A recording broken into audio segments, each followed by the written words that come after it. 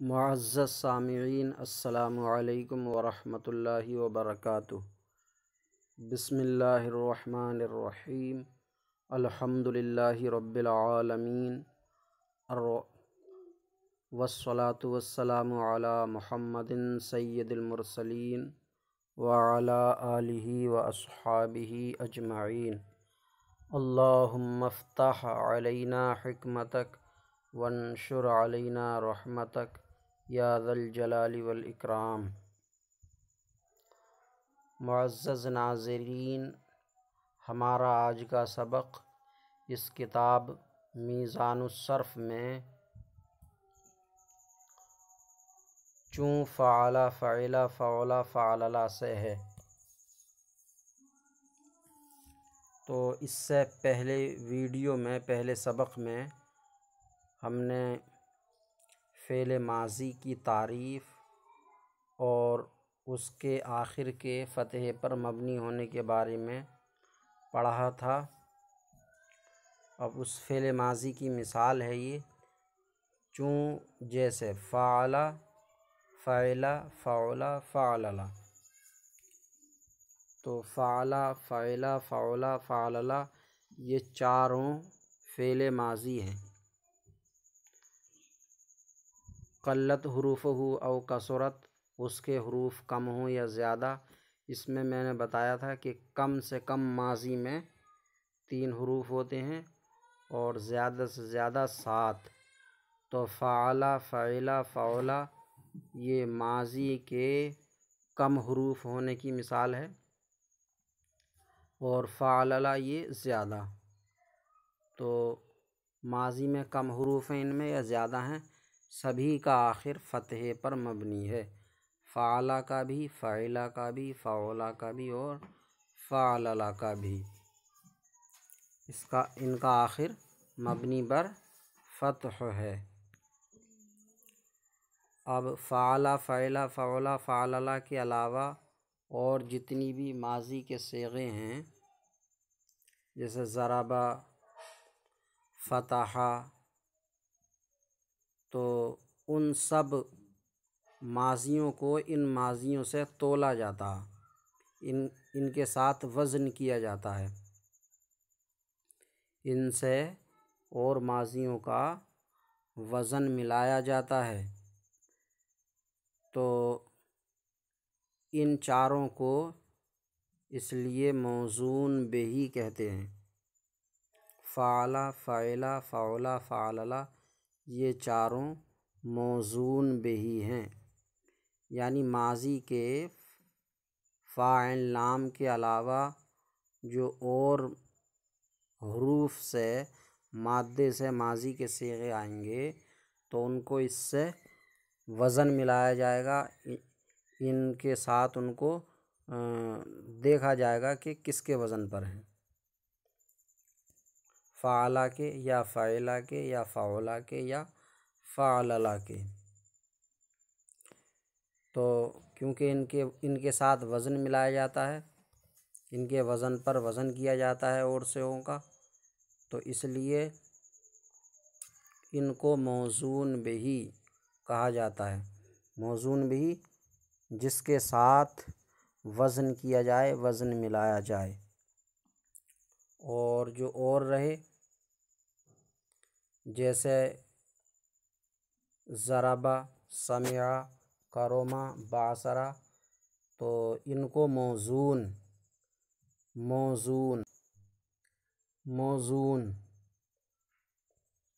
تو ضرب اور سمع، کرم، باصر یہ موزون ہیں، اور فعل فعل فعل فعلل موزون بہ۔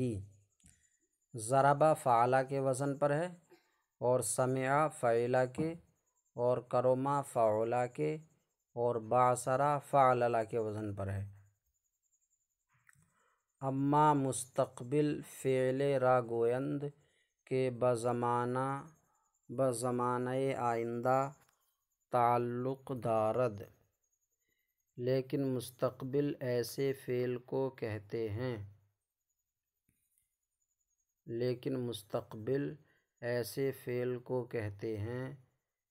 جو آئندہ زمانے سے تعلق رکھتا ہو،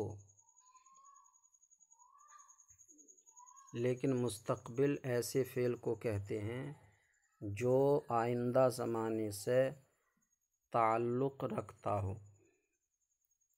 ماضی گزرے ہوئے زمانے سے تعلق رکھتا ہے، مستقبل آنے والے زمانے سے۔ وآخر او مرفوع باشد مگر بعارض، اور اس کا آخر مرفوع ہوتا ہے، اس کے آخر رفع رہتا ہے، مگر بعارض، مگر رکاوٹ کی وجہ سے۔ اگر کوئی رکاوٹ آ جائے تو پھر مرفوع نہیں رہتا بلکہ منصوب ہو جاتا ہے یا مجزوم ہو جاتا ہے، تو اس کا آخر مرفوع ہوتا ہے مگر رکاوٹ کی وجہ سے۔ جیسے یفعلو، یفعلو، یفعلو اور یفعللو۔ یفعلو، یفعلو اور یفعلو، یفعللو، یہاں بھی یہ چاروں موزون بہی ہیں، موزون بہی۔ اور جیسے یضربو، یسمعو، یکرمو، یبعثرو، یہ موزون ہیں، یہ موزون۔ یفعلو، یفعلو، یفعلو، یفعللو کے نیچے یہ چھوٹا سا لکھا ہے این ہما موزون بہی اند، یہ سب موزون بہی ہیں۔ اور یضربو، یسمعو، یکرمو، یبعثرو کے نیچے این ہما موزون بہی اند، یہ سب موزون بہی ہیں۔ دونوں جگہ موزون بہی لکھ دیا ہے، دونوں تو موزون بہی ہو نہیں سکتے، ایک موزون بہی ایک موزون ہوگا، ایک کے ساتھ وزن ملایا جائے گا، دوسرے کا ملایا جائے گا، تو جس کے ساتھ وزن ملایا جائے گا وہ موزون بہی، اور جس کا وزن ملائیں گے وہ موزون۔ تو یضربو، یسمعو، یکرمو، یبعثرو، یہ موزون بہی نہیں بلکہ موزون ہیں، تو یہ اس کے نیچے موزون بہی غلط لکھا ہے، موزون ہے یہ۔ اما حال فعل را گویند کہ بزمانہ موجودہ تعلق دارد، لیکن حال ایسے فعل کو کہتے ہیں جو موجودہ زمانے سے تعلق رکھتا ہو، لیکن حال ایسے فعل کو کہتے ہیں جو موجودہ زمانے سے تعلق رکھتا ہو۔ اس میں موجودہ زمانہ ہے حال میں۔ وصیغہ حال ہمچوں صیغہ استقبال است، اور حال کا صیغہ مستقبل کے صیغے کی طرح ہے، یعنی حال کا کوئی الگ سے صیغہ اور وزن نہیں ہے بلکہ مستقبل کا ہی صیغہ، مستقبل کا ہی وزن حال کے لیے بھی آتا ہے۔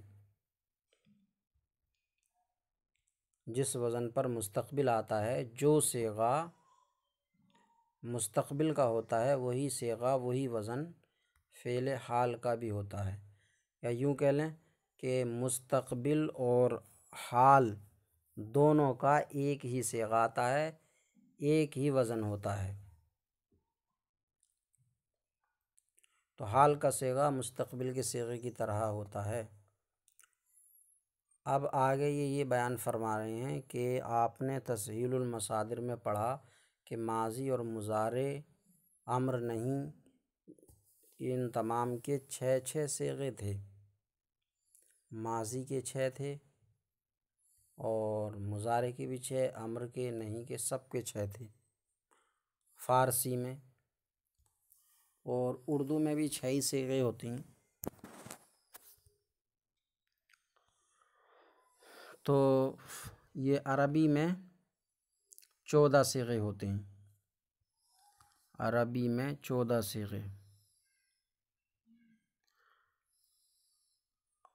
قاعدے کے حساب سے عقلی وجہ جو عقل بتاتی ہے تو وہ صیغے 18 ہونے چاہیے،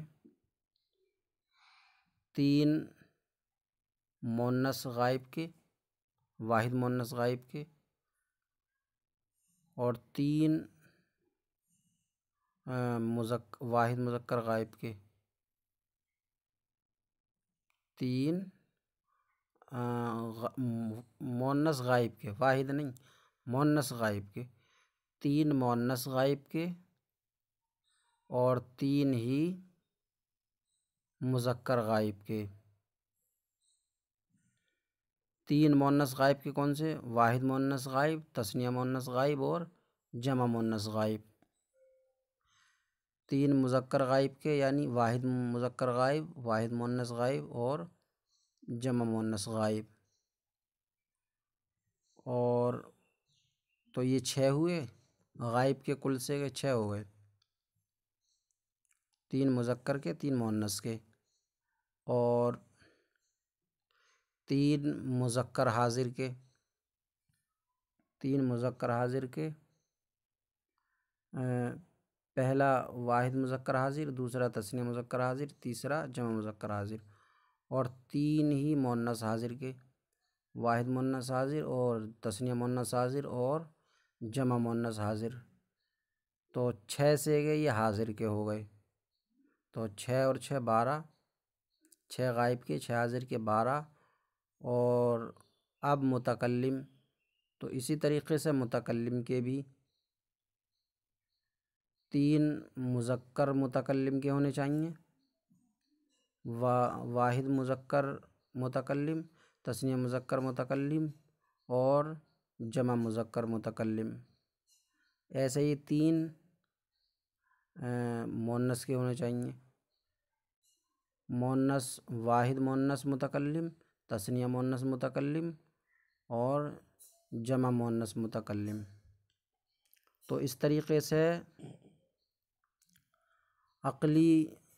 عقلی قیاس سے صیغے 18 ہو رہے ہیں، لیکن متکلم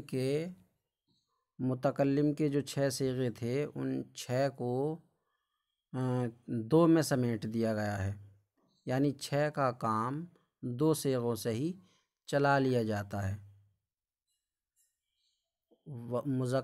اس کا واحد متکلم کا جو پہلا صیغہ ہے واحد متکلم، تو واحد متکلم میں مذکر اور مؤنث دونوں کو ایک ساتھ کر دیا ہے۔ واحد متکلم کے واحد کے صیغے میں مذکر کو اور مؤنث کو دونوں کو ایک کر دیا گیا ہے، یعنی واحد متکلم کے صیغے میں مذکر مؤنث دونوں ہیں، دونوں کے لیے آ جائے گا وہ۔ پھر متکلم کے دوسرے صیغے میں تثنیہ اور جمع دونوں کو ایک ساتھ کر دیا گیا ہے، یعنی تثنیہ کے بھی لیے آئے گا وہ صیغہ اور جمع کے لیے بھی آئے گا، اور مذکر مؤنث کو بھی ایک ساتھ کر دیا ہے۔ تو واحد متکلم کا پہلا صیغہ 2 صیغوں کی جگہ ہے، واحد مذکر متکلم اور واحد مؤنث متکلم، اور متکلم کا دوسرا صیغہ 4 صیغوں کی جگہ ہے، تثنیہ مذکر متکلم اور تثنیہ مؤنث متکلم، جمع مذکر متکلم اور جمع مؤنث متکلم۔ تو یہ اس طریقے سے 6 کا کام 2 ہی صیغوں سے چلایا گیا ہے، تو 12 غائب اور حاضر کے اور یہ 2 متکلم کے، تو اس طریقے سے 14 صیغے بنتے ہیں۔ وَاَز ہر یک ازیں ماضی و مضارع چہاردہ کلمہ بیروں می آیند، اور ان ماضی و مضارع میں سے ہر ایک سے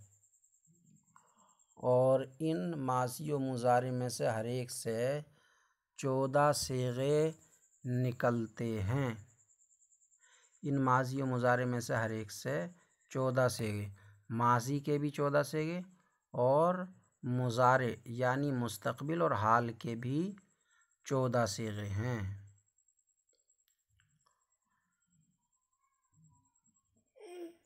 سہ ازاں مر مذکر غائب راست، تین ان میں سے مذکر غائب کے ہیں۔ سہ ازاں مر کا کوئی ترجمہ نہیں ہے، زائد ہے، تین ان میں سے مذکر غائب کے ہیں۔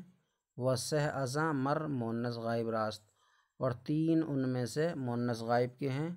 و سہ ازاں مر مذکر حاضر راست، اور تین ان میں سے مذکر حاضر کے ہیں۔ و سہ ازاں مر مؤنث حاضر راست، اور تین ان میں سے مؤنث حاضر کے ہیں۔ و دو ازاں مر حکایت نفس متکلم راست، اور دو ان میں سے حکایت نفس متکلم کے لیے ہیں۔ حکایت معنی بیان کرنا، اور نفس متکلم، نفس معنی خود متکلم کے بیان کے لیے ہیں، یعنی متکلم خود اپنے آپ کو بیان کرے تو اس کے لیے دو صیغے ہیں، اور ان میں سے دو حکایت نفس متکلم کے لیے ہیں۔ در اول صیغہ وحدان حکایت متکلم مذکر و مؤنث یکساں است۔ حکایت نفس متکلم کے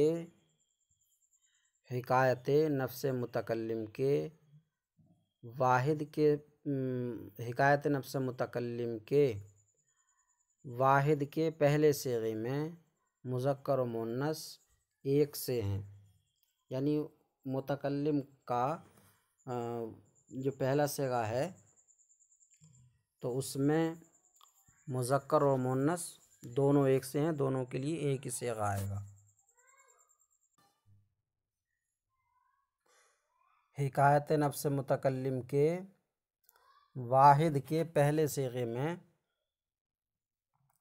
مذکر و مؤنث ایک سے ہیں۔ حکایت نفس متکلم کے واحد کے پہلے صیغے میں مذکر و مؤنث، یعنی حکایت متکلم کا جو پہلا واحد کا صیغہ ہے اس میں مذکر و مؤنث دونوں ایک سے ہیں، دونوں کے لیے استعمال کیا جائے گا۔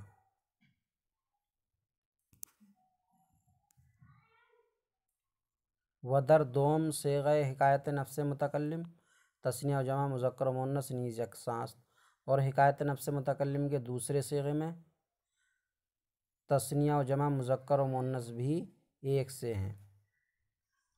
وہ ہر یک ازیں بس اللہ تعالیٰ سے دعا ہے کہ سبق کو سمجھنے اور یاد کرنے کی توفیق عطا فرمائے۔ السلام علیکم ورحمۃ اللہ وبرکاتہ۔